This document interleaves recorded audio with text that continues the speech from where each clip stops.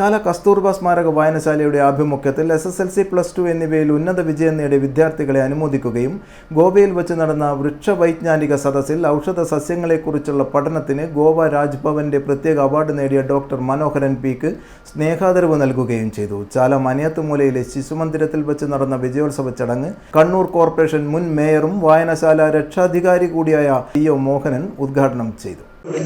ഒരു കക്ഷിരാഷ്ട്രം ഞാൻ പറഞ്ഞത് ഓരോ ആവശ്യത്തിനനുസരിച്ച് പക്ഷെ അതിനനുസരിച്ച് ഇങ്ങനെയുള്ള പ്രസ്ഥാനങ്ങളോടൊപ്പം ചേർന്ന് സാമൂഹികമായി എങ്ങനെ ബന്ധങ്ങൾ ഊട്ടിയുറപ്പിക്കാൻ വേണ്ടി പറ്റും, അതുവഴി സമൂഹത്തിന് എങ്ങനെ കരുത്തായി മാറും എന്നതൊക്കെ ആലോചിക്കേണ്ട വിഷയമാണ് എന്ന് മാത്രം പറഞ്ഞുകൊണ്ട് അധികം സംസാരിച്ചു പോയവർ ശമചോദിച്ചുകൊണ്ട് ഇവിടെ ഉന്നത വിജയം കരസ്ഥമാക്കി ഉപഹാരം ഏറ്റുവാങ്ങുന്ന എൻ്റെ എല്ലാ ചന്ദ്രന്മാർക്കും അജിത്മാർക്കും എല്ലാവർക്കും ഇനിയും ഒരുപാട് അങ്ങനെ ഒരു പാടൊന്നുമല്ല.